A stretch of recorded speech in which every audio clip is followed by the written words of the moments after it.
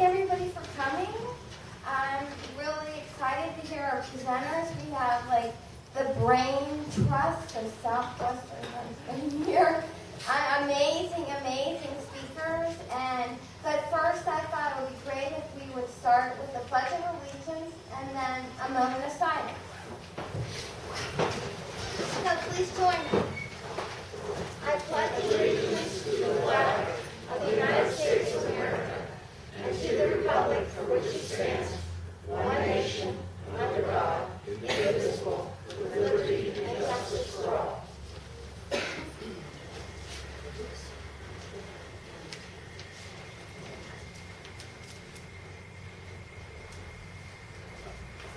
Thank you. We have our first speaker. We're very privileged to have Susan LaGros. Is that how I pronounce it, Susan? From the Center for Sustainable Shale Development. Is that correct? That's All right, thank you. And you can see your bio in the handout, so I'm not going to waste time. And I'm going to go ahead and turn it over to you. And try to talk in that microphone if you can. If you need somebody else to run the slides or something, maybe you can recruit somebody from behind you. Well, I thought what I would do, if it works, is stand here, do my own slides, and perhaps I can... That's fine. As long as you have, you have to push the button to get the microphone on. A little red light will pop up. It is indeed on. Oh, good. You want to get every word, because this event is being recorded and videotaped. All right. Thank you. All right. Well, as Sue indicated, my name is Susan LaGros. I'm the Executive Director of the Center for Sustainable Shale Development. We are a not-for-profit organization that was founded in 2011.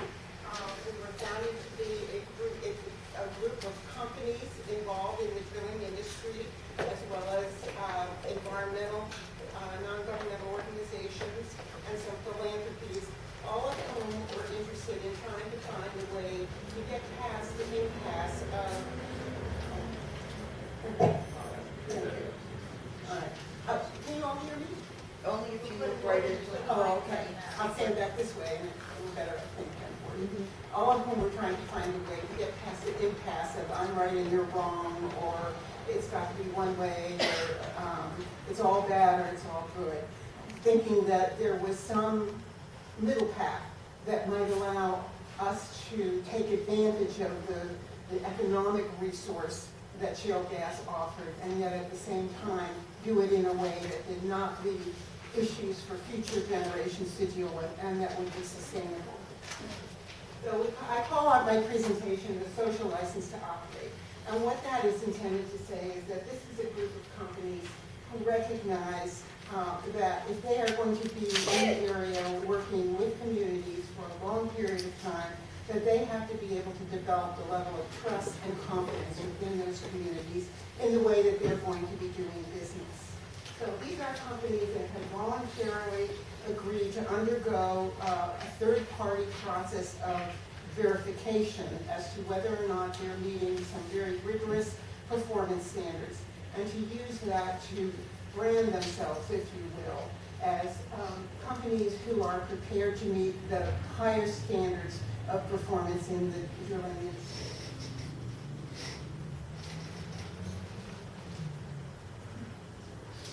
And you can see that I'm also very good at IT.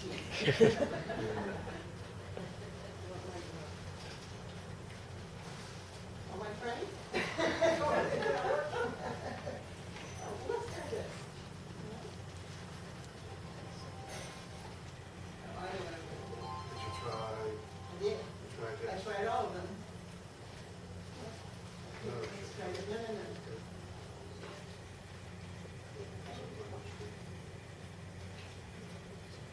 Microsoft PowerPoint is not responding. Maybe they came in and Well, I don't want to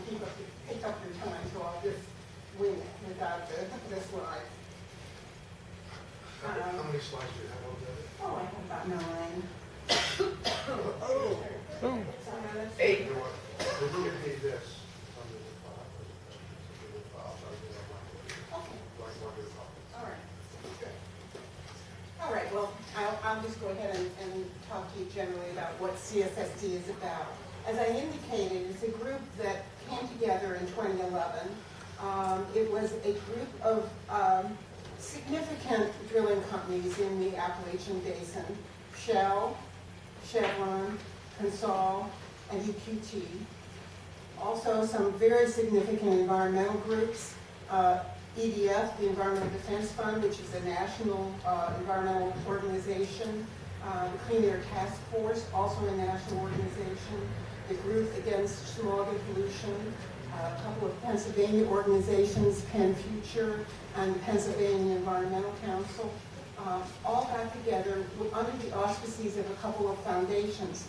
Heinz Foundation was one of the original funders, also the William Penn Foundation, which is based in Philadelphia. So these people got together with an intention of trying to determine if it was possible for the environmental groups who were worried about what's going to happen with our environment and the industry groups to carve out some kind of path forward that would identify safe drilling practices, or perhaps I better say it would be better said, drilling practices that represent the highest level of technological capability at this time and are geared to addressing the risks that have been identified as associated with drilling, and that also are continually being improved as our knowledge of drilling and the scientific issues and the health issues increase. So these should work. As you're on, I put you on your second slide. Thank you. So this is what I was talking about. What they decided to do was have a very defined scope of activity. It was going to be geared toward drilling in the Appalachian Basin. It was a group, as I've indicated, of conceptually aligned entities, whether they were on the environmental side of the fence or the industry side. And it was actually a constrained group size, as you can tell from what I've already said. And again, that was thought to be important because the issues were so volatile and so divisive. They wanted to start with a small group who were really committed to coming to some kind of agreement and committed to the process of consensus in order to see if they could move forward with this. Well, actually, they were quite successful. Over about a year and a half of very intensive discussions, they traded scientific data and points of view on what was necessary, what are the risks, what measures can be taken to address those risks, what's real, what's not real. And they identified 15 performance standards, and I have a slide that I'll be showing you a little bit later on that identifies some of the performance standards. And they are all available on our website at sustainableshale.org. And the standards identify both air, groundwater and surface water issues, and air and climate issues. The standards are intended, as I said, to represent the furthest reach of what we believe is possible for drilling companies to attain in terms of limiting emissions and safeguarding risk. The most important element of what we've done beyond articulating standards, because there are other groups that have articulated standards, is that we have set up a process for certification for companies who meet the standards. In other words, companies who believe that they are meeting the standards can apply to CSSD for an auditing and verification process under which they will be evaluated as to whether or not they're complying with the 15 standards. If in fact they do, they will be issued a certification that lasts for 2 years that they are meeting the standard. During that 2-year period, there will be follow-up visits from the certifying, the testing company to make sure that in fact the standards are continuing to be met. And we have contracted with a company named Bureau Veritas, which is about a 200-year-old company that has operations all over the world, very much involved in the testing, auditing, and certification field. And with them, we have worked out a verification protocol, requirements for auditors to be trained and experienced. We will only use experienced auditors. And again, the verification protocol is also available on our website.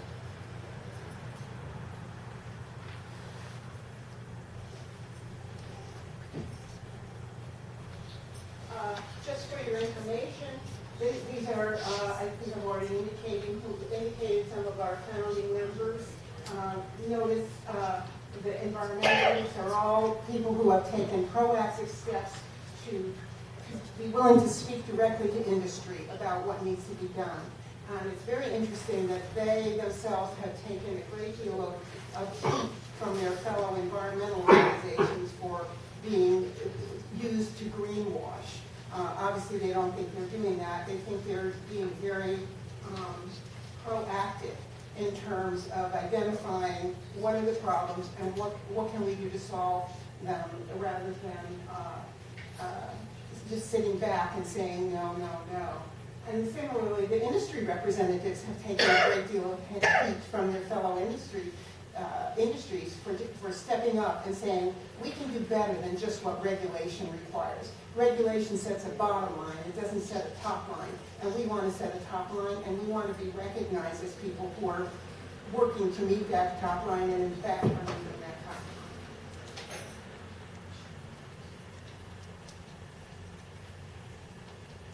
line. This is our board of directors. It represents people from industry, environment, and the non-aligned community, all of whom are people of great experience and achievement.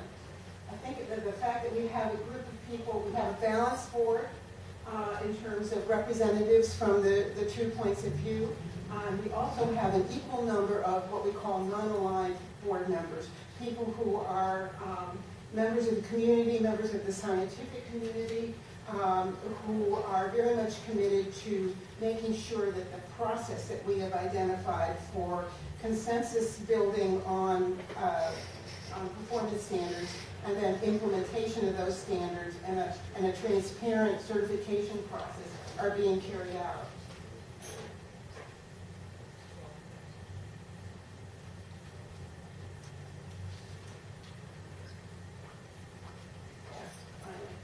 We have several committees, and as you may guess from what the explanation I've given already, the committees are balanced in terms of representation of industry and the environmental community. The Standards Committee meets regularly to review the existing standards and update them as necessary if we have great new information about what is possible, new information about what some of the risks and problems are. We update the standards, so that is an ongoing process. They evaluate the standards as they exist, identify where new standards are necessary, and recommend those standards to the board. The Evaluation Committee works also to identify issues relating to the certification and makes recommendations to the board in terms of the certification. I also want to tell you that the certification process, which was announced in January of this year, is up and running. The first company has applied for certification. We expect the first audit to be done in the first 2 weeks of June. We have another company that is just about ready to apply. Each of our 4 companies who are currently members have announced that they intend to apply for certification sometime during 2014. The certification process is also open to anybody else in the drilling industry who would like to be certified. They do not necessarily have to be a member of CSSD. And in fact, we're very hopeful that as we move through the certification process with our current members and companies see the benefits that can be gained by identifying yourself as a company that is willing to do better than regulatory standards, that they will sign up and start to participate in the certification process as well. We have a certification decision committee. As the auditor makes its review and files its reports, we will review that, and we have a decision committee made up of our non-aligned members who will make the decision whether or not certification is to be granted. This is just a depiction of our structure, and the main point of that is to indicate to you that throughout the board of directors and the committees, we have a balanced representation of industry and environmental groups. That's also true in terms of our funding. Some of our funding does come from the gas companies, but we seek an additional balanced amount of funding from the philanthropic community. These are some of our performance standards. Again, as I indicated, They're intended to be beyond compliant. Sorry.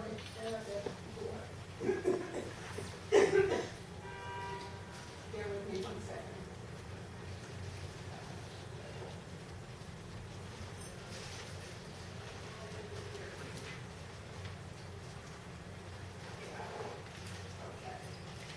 Each of our standards is intended to exceed regulation. And as I indicated, as regulations are changed, we evolve our standards. Some of you may know that recently Ohio revised some of its standards with respect to groundwater, and we are in the process of revising our standard to keep up with that. We're constantly watching what's happening in other states, Colorado, Wyoming, other states, to see where some of those states are going in terms of their standards, to make sure that we are always more stringent than what regulation requires, or at the very least, if regulation represents the high watermark of what can be achieved at this point in time, to make sure that that is incorporated in what we're doing. Generally, as I indicated, these standards are intended to represent a departure from the mindset that if I'm in compliance with the regulations, I don't need to do anything more than that. With respect to air issues, our requirements deal with the panoply of what's going on at a well site. We require reduced emissions completions, also called green completions. We have very strict limits on when flaring can take place. We require removal of hydrocarbons from flowback. And we have emission standards for every kind of engine that's used on a site, including any of the automotive engines. All engines that are gas-fired are required to use ultra-low sulfur fuel, and there is a limitation on or a requirement that the vehicles that are used have to meet, by a certain period of time, 95% of them have to meet EPA emission standards. Again, this is a summary of how our accreditation program works. Again, we have auditor guidance, verification protocols. We've developed an entire auditor toolbox. We've run 2 weeks of auditor training with auditors from Texas, Louisiana, people who are familiar with conventional gas, unconventional gas, offshore gas, people who are familiar with ISO 14000, a panoply of skill sets for our auditing teams. So essentially what we are trying to do, I think, is very clear. We're trying to set a standard for responsible shale gas development. We recognize that what we're doing perhaps isn't for everyone, but we do hope that as we proceed and we show the benefits, again, of working with communities and obtaining the social license to operate, that more companies will want to join with us and support our efforts. So with that, thank you. Yeah, thank you, Susan. Forgive me, I was amiss. I should have introduced my fellow council members before we started. Don't sit down yet, Susan, because the way we're going to proceed today is the presenter will give their talk and then members of the council will ask them questions. So I want to introduce William Robinson, Jan Ray, Tom Baker, and Barbara Denko, and I'm Sumi's business. Anyway, that was my campaign sign. So,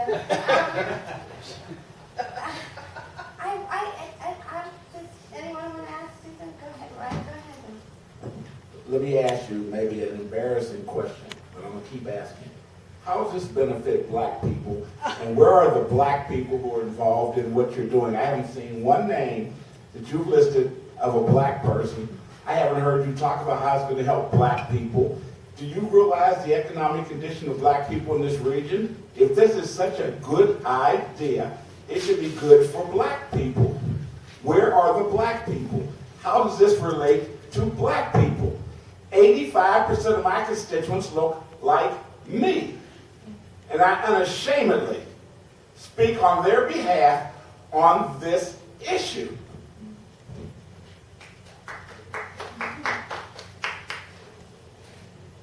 Well, I can't I can't tell you that the people on my board, that any one of them is black. But I can say that I think that what we're trying to do is to benefit everyone, no matter what color they are or what community they come from. I think overall the benefits for all of us from a process of consensus and a process of trying to improve the environment and to make sure that things are sustainable, and yet at the same time that we reap the benefits of this resource are positive for all of us. And I would be happy to talk with you further if you have specific ideas about how we might be more diverse.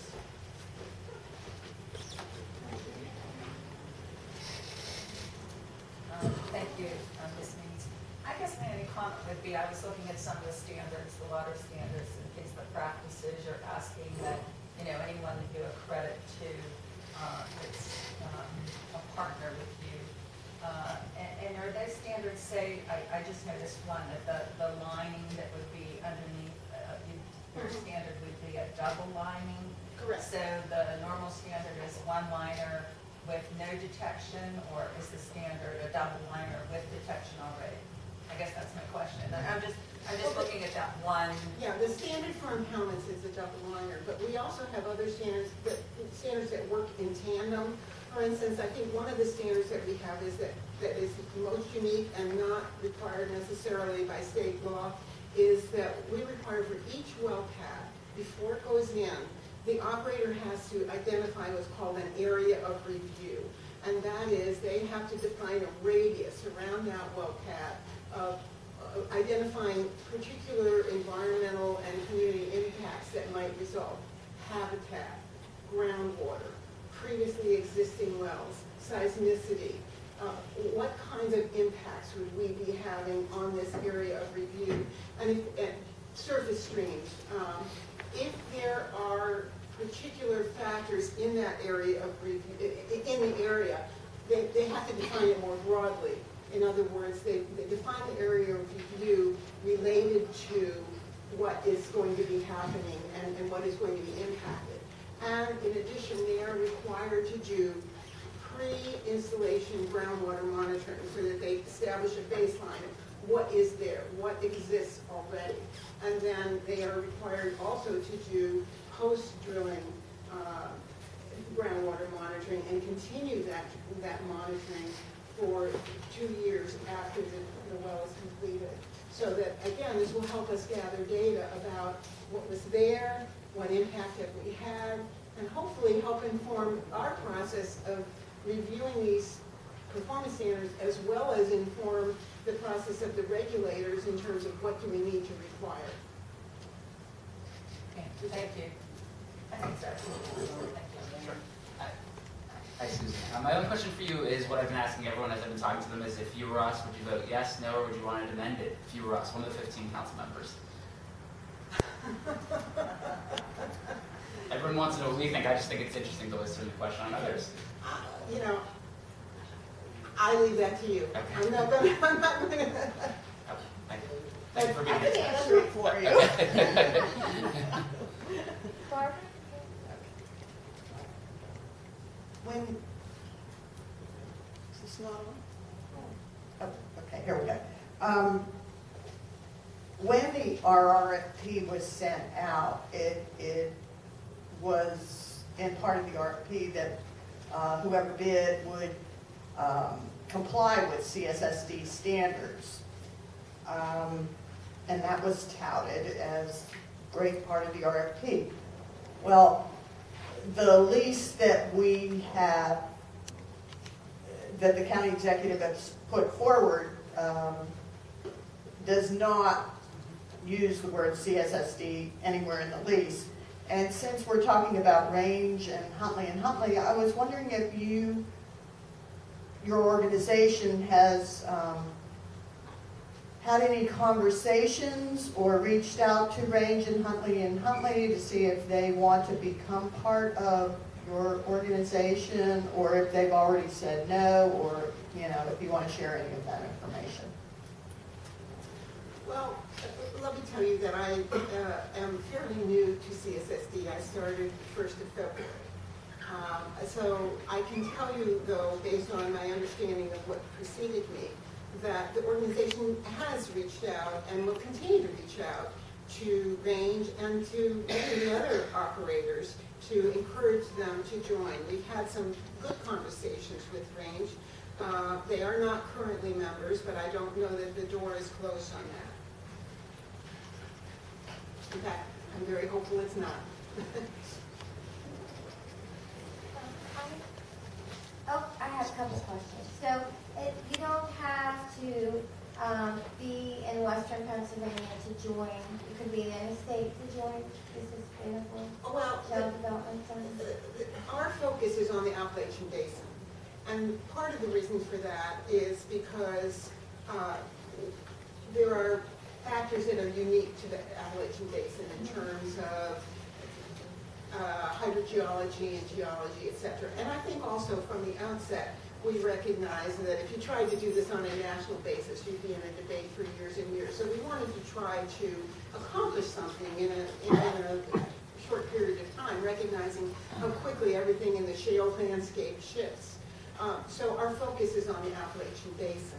Having said that, the approach can be applied in almost any area. Certain of the standards could also be applied in almost any area. Some of the standards dealing with what kinds of fuels are used in the engines on sites. But again, then some other standards may not be particularly applicable, depending on whether you're in an area where you can do deep well injection or whether you have a lot of seismicity or many old groundwater wells. So it really depends. So our focus is on the Appalachian Basin. Recognizing that the approach can be adopted other places. We welcome other members.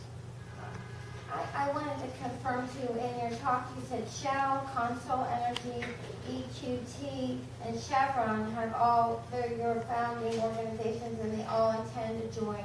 And you have two more companies that are in the process. One already has begun. No.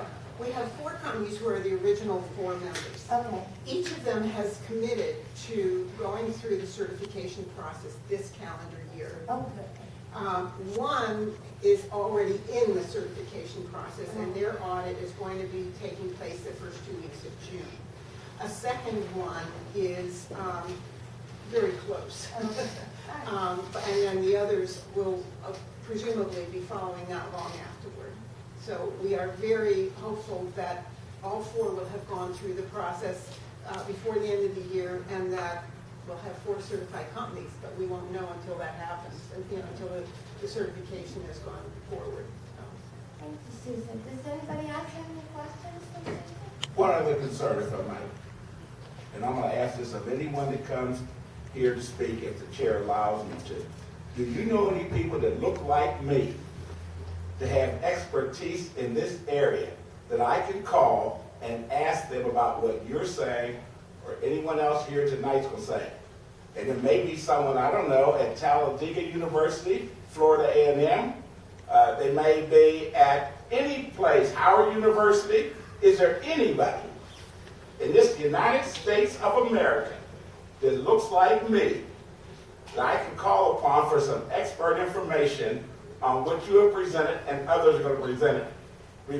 Because I haven't seen any black folks that have come forward. I don't hear anybody even suggesting that this relates to black people other than what Mr. Fitzgerald has said, how it relates to black people. I wish he was here. If you know of someone, could you please give me a name so I can call someone, male or female? Tom, did you? Well, Susan, thank you very much. Thank you. Thank you. And next we're going to hear from Dr. John Stoll. And John, don't forget to tell us a little bit about yourself before you get started. And thank you again, Susan, for coming.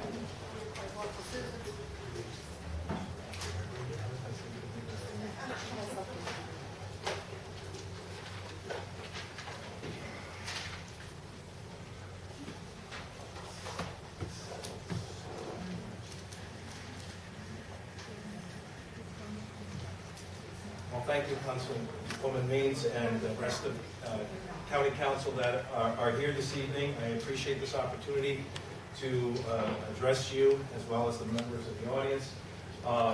Just several years ago, I had the opportunity to do a similar sort of thing with City Council when they were discussing whether or not to have a ban on drilling within the city confines. So what I'd like to do quickly, I am an environmental microbiologist by training. I am the director of the Center for Environmental Research and Education at Duquesne University. If I say what I do during the day, has been a while ago looking at very strange metabolisms involving metals and arsenic and things like that. So one of my studies has been looking into arsenic in drinking water. So several years ago, it's now going on 4.5 years in teaching my class, I started delving into the environmental impacts of unconventional shale gas drilling, and through funding opportunities and whatnot, I've been across much of Pennsylvania, not so far east, but basically mostly in southwest Pennsylvania, places like Butler and Washington County, interviewing people, sampling their water, and finding out whether or not shale gas drilling poses a threat to drinking water sources, considering that over 3 million people in the state of, or there are over 3 million water wells in the state of Pennsylvania. So a lot of people are dependent upon their, both subsurface and surface water for their drinking water, including us who live in Pittsburgh, and I live in the North Hills, but nevertheless we get our drinking water from surface sources. I'm going to share a few tidbits of information that are relevant to the discussion, as well as present some of my own data that, again, are relevant to this discussion of whether or not we should or should not drill in or around county parks. The first thing is just, I want to say that if you don't frack, you don't get gas. This is one of the most, I would say, especially with the landmen, this is something that's very confusing. In the old days, if you drilled a hole in the ground deep enough to hit a conventional deposit, you get gas.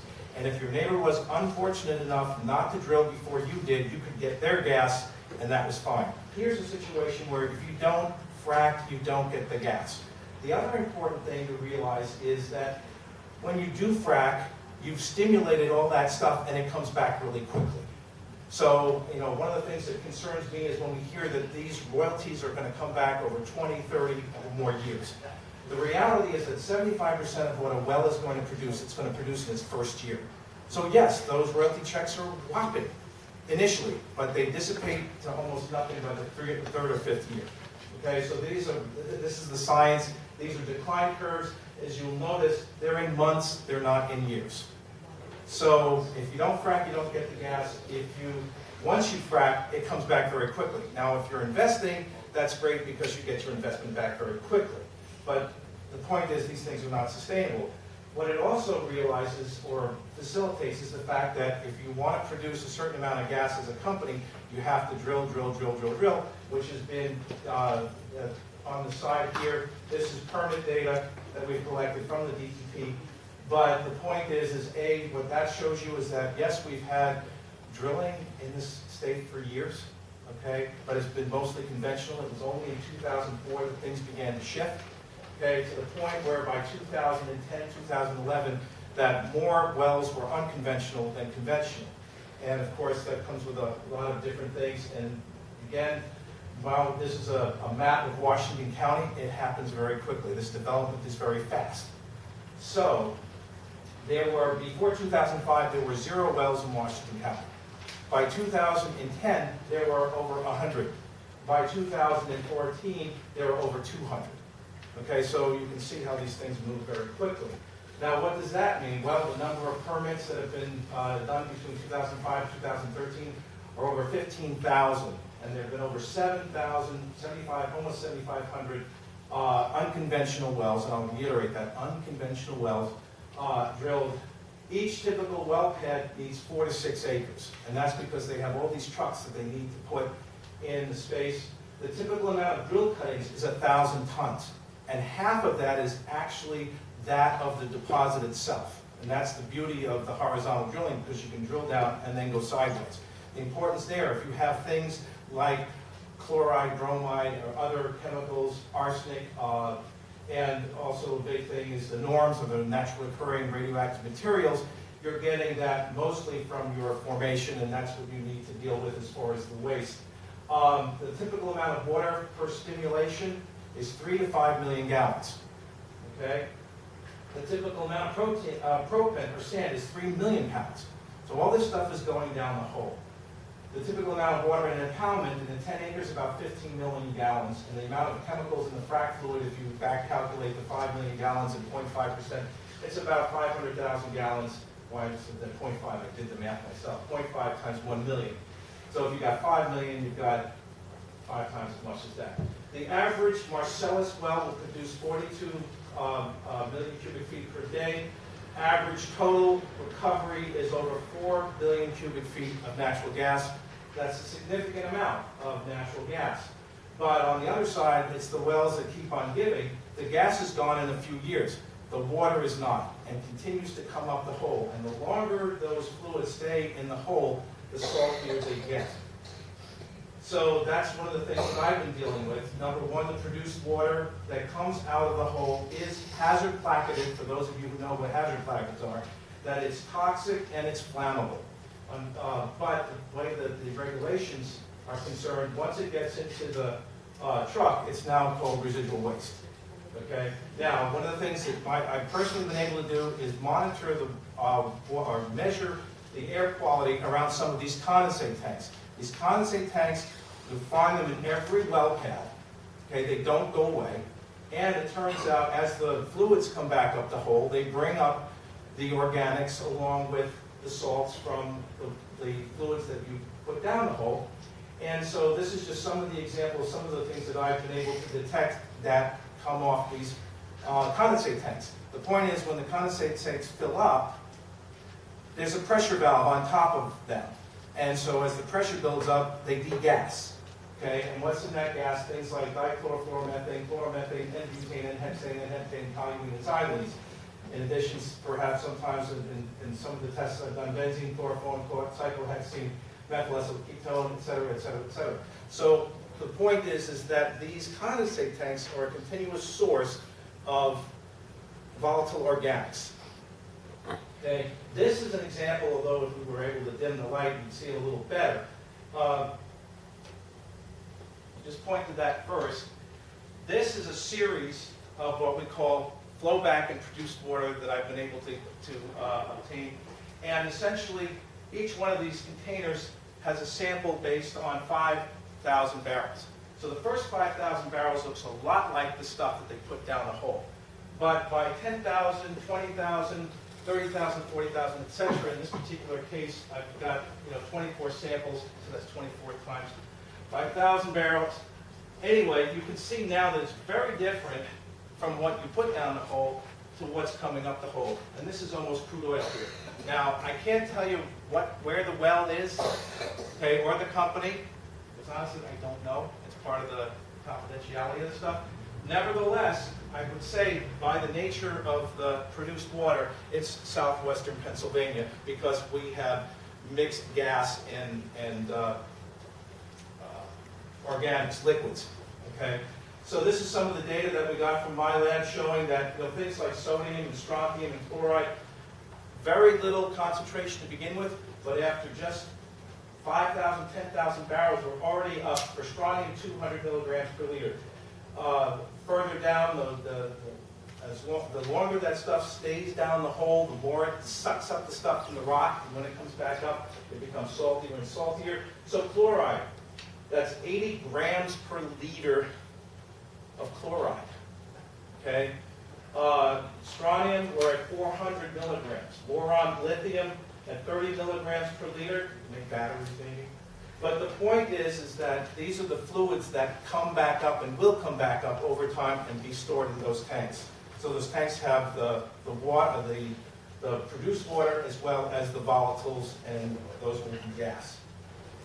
The other thing is I've been dealing with or investigating water contamination in communities, and this is an example of a community up in Butler. They are currently, now in 2009 there were no wells, or maybe there were a couple wells, I should say that. But by 2012 we're now talking about 15 pads and 65 laterals. Each one of those lateral wells was fracked with upwards of 3 to 4 million gallons of fluids and 3 million gallons, 3 million pounds of propane. So if you add that all up, within a 2.5-mile radius of this community, they've been, there's a lot of, over 300 million gallons of fluids. And we've done a survey, and we've surveyed 143 households out of about 190. We have analyzed the well water from 33 of those households. 56 of the respondents indicated changes of water quality since the drilling. 25 homes have manganese levels above the secondary contaminant levels. Only 2 homes have coliforms, which is a good thing, which means that they're not affected by septic. But their contaminations include things like bromide, chloride, barium, strontium, and they're different, different wells have been contaminated with different stuff. Why is that? Because we know of those households, the well depths vary between 62 feet to, in one case, 900 feet. So you can't draw a conclusion and say, okay, did the gas company cause the contamination? Well, some of it looks like it, others doesn't. But the point is that through the stimulation of all those fluids and all that activity has caused things to happen to the water quality of that community, and that's without a doubt. The problem is, or where the dynamics are now, none of them have leases. None of them have impact fees. None of them have compensation for their bad water. 30 families are now dependent upon a volunteer water drive to provide them with drinking water.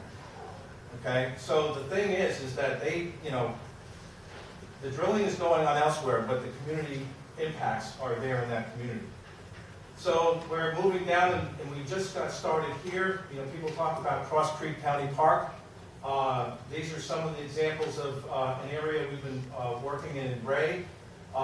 We've already tested 8 wells, and 4 out of those 8 wells had detectable methane, and 3 of those had mixed hydrocarbons.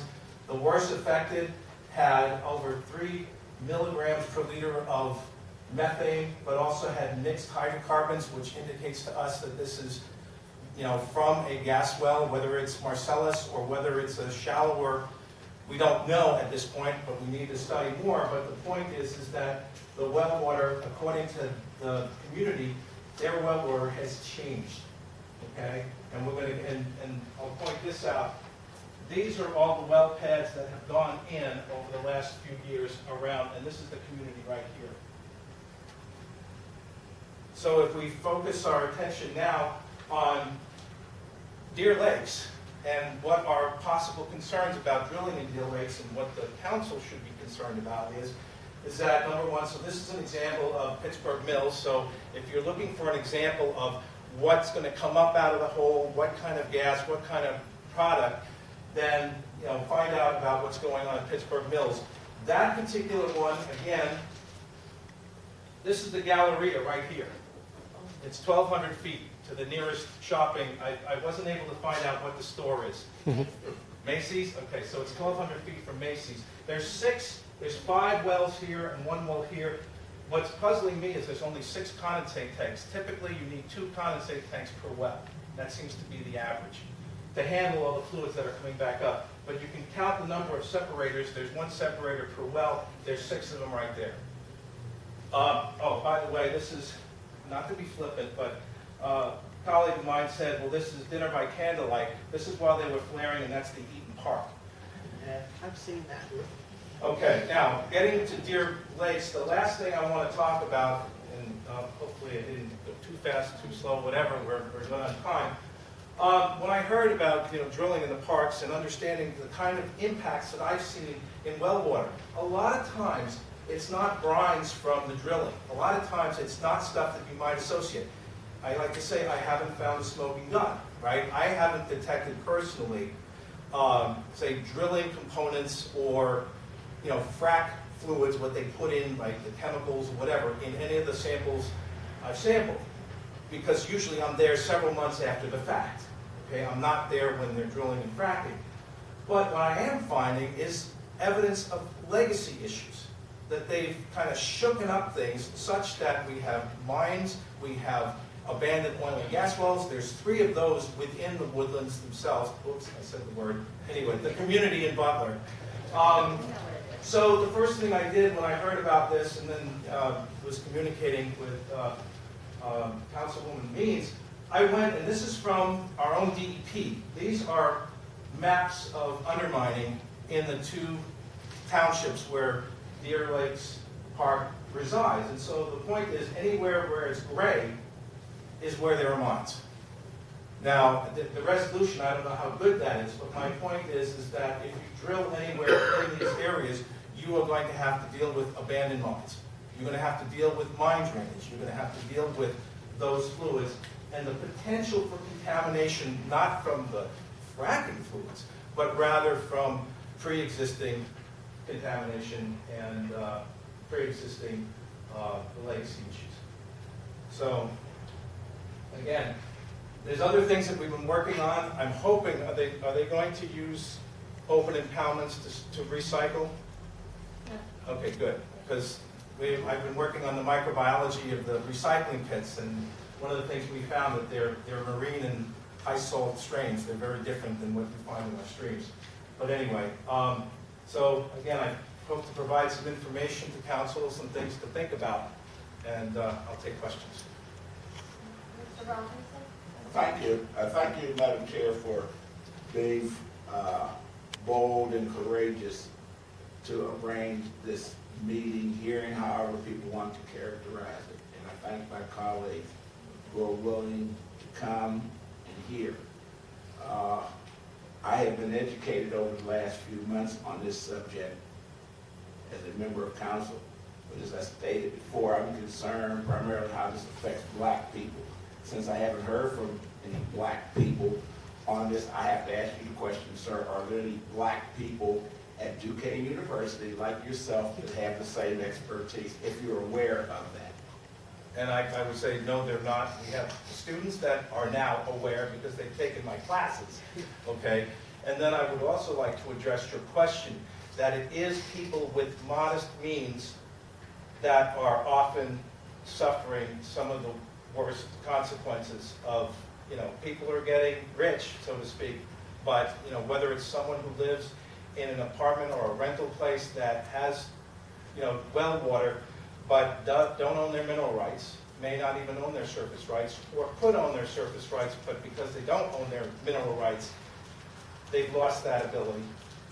Are there any households that you have surveyed, or any areas where you have surveyed, where people who look like myself have been involved? Has any of your research specifically related to people who look like me? Black people, African Americans, colored people, Negroes, whatever you want to call them.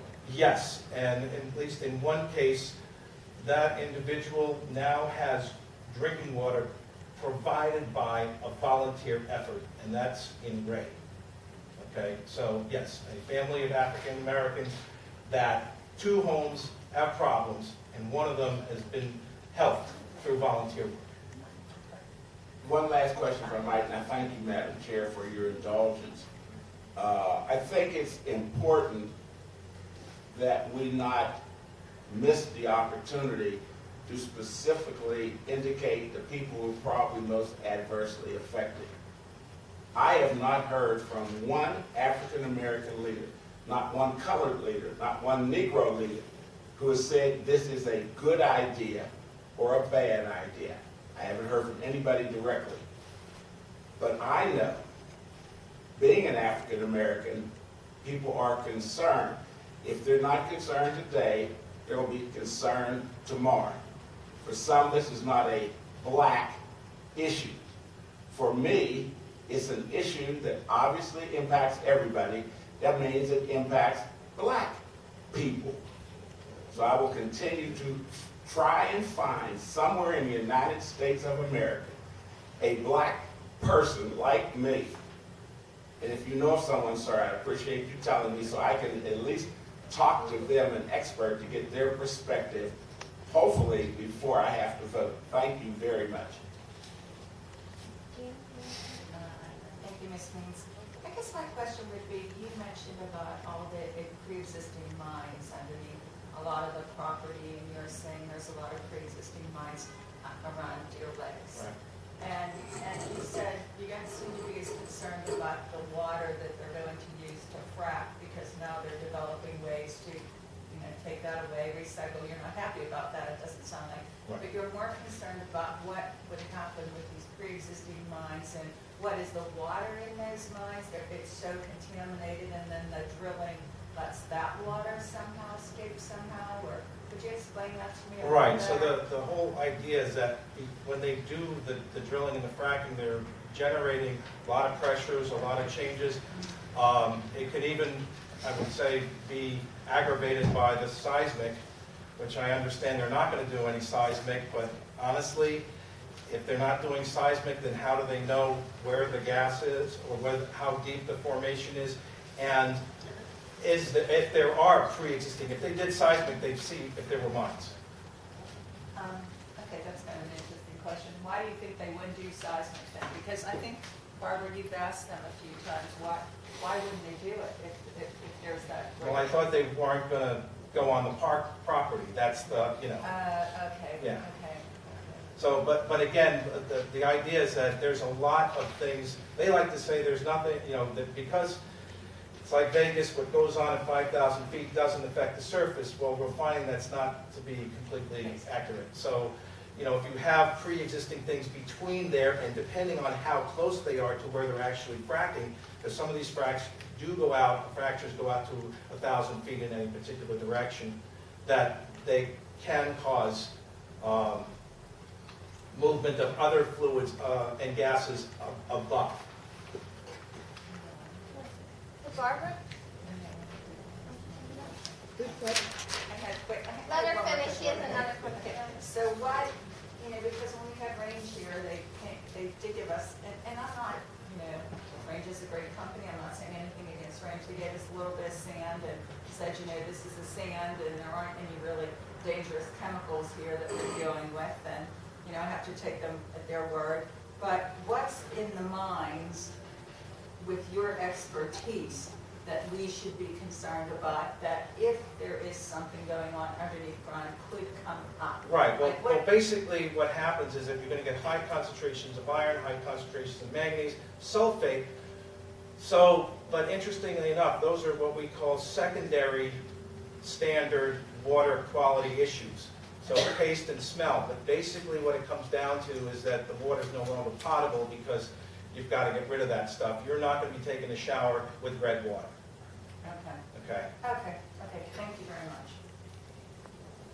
Barbara? Well, I was going to say, Jan, good question, because I was going to go down the same path.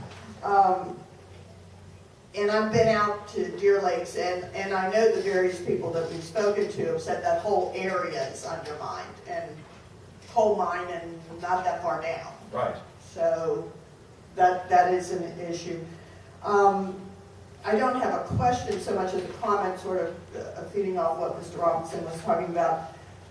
We've had people come before county council, and it seems like almost everyone who has come has a vested interest in financial interests, either a job or a property, and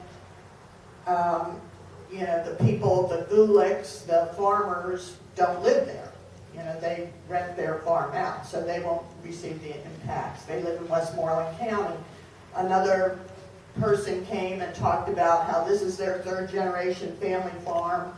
And then I looked at the list, and he lives in Bethel Park. Well, how do you do that? But, so again, in essence, it's an investment property. And, we're not hearing from the rank and file people in those communities that are not going to directly benefit financially or otherwise, since we've been told there are 0 new jobs. Because of this drilling. So, that's just sort of a piggyback on what you were saying, and I don't know if I have any questions for you directly. Thank you. Well, I have a ton. Okay. Sue, could I just say, I'm going to have to leave, but I do thank everybody for coming. I told you ahead of time I don't think I'll stay. So, thank you very much for holding this meeting. So, Professor Schultz, when you say salt water, you're not talking about sodium chloride. You're talking about, because it was very disturbing to me to have the range resources people describe the backflow water, the water that came up as, it's just salt water, and it's not just sodium chloride, is it? No, there's strontium, there's barium, there's bromide. Again, the issue with the bromide is that it was getting into our streams that were being used, or rivers that were being used for our drinking water, and bromide mixes with the organics and chlorine in the chlorination step, making trihalomethanes, so that's a problem. Okay, why is trihalomethanes? Trihalomethanes, they're chloric form and bromoform. There are two substances that are highly regulated by the EPA. That if you're a public water drinking, company, you can't have that stuff in your drinking water. So, but I mean, more to your point, it's a complex mix of organics and inorganics, and the concentrations are not seawater. Okay, so I'm just trying to remember offhand, it would be 3.4 grams per liter for seawater. It's 80 grams per liter coming out of this stuff. So the concentrations are way higher, and even things like reverse osmosis and other treatments that are typically used for drinking water can't apply because it's just too concentrated. Does anybody else have questions? Jan, did you want to ask another question? But Okay, the other I'm thing is, gonna I keep can going. be around too, that if you want afterwards, or if Okay. you want, because Oh, okay, well, I just, I did talk to you and I told you that, it's dry gas. They're telling us what's gonna come out of Gurley Farm under Deer Lakes is dry gas. And, they told us it's gonna go straight to market, and I wanted you to comment on that. well, I'm just, again, I would question that only because we're in southwest Pennsylvania, and, there is this demarcation, and anything, east of 79 is dry, anything west is wet, but, you don't know until you drill the hole. So it may be that you'll hear, well, wait a minute, we have to put in this separator plant, we have to put in this hydrator. All I know is, like, even in Butler County, they just put in 2 different facilities, one in Renfrew and one in, I think it's Connequenessing. They're tripling it in size because they're getting liquids just in Butler. So, But isn't the Pittsburgh Mills, is that a place where there's dry gas or not? I don't know. You don't know, okay. The other thing, I was like a comment, but I would like to see seismic testing at the park. I'm very uncomfortable that they say they've done it all around the park, but they haven't done it over it's like about 2 square miles, because they don't really know what's under there. I mean, there could be abandoned mines from 100 years, not mines, not just coal mines, but there could be an oil or gas well that's 100 years old that somebody plugged up that's there as well. Right.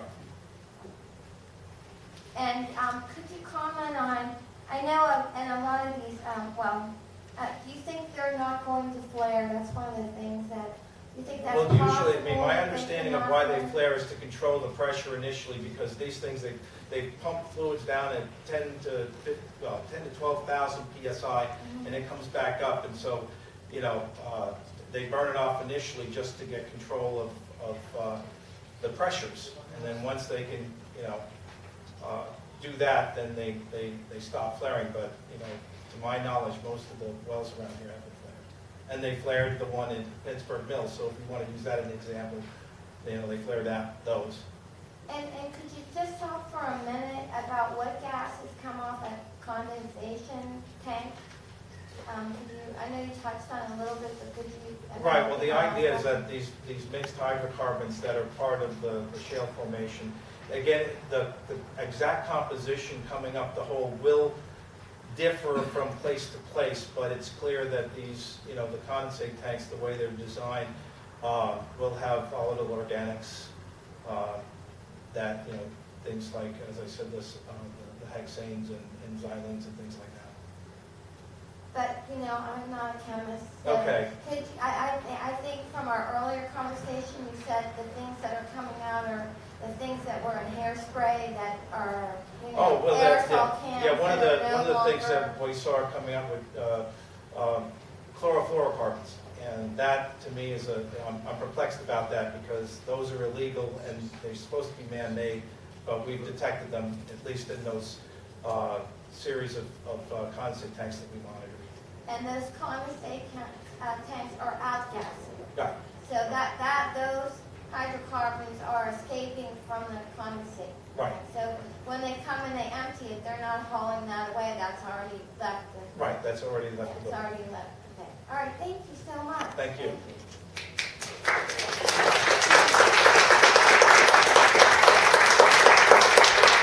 Okay, next on the agenda, we have John Smith and John Kamen.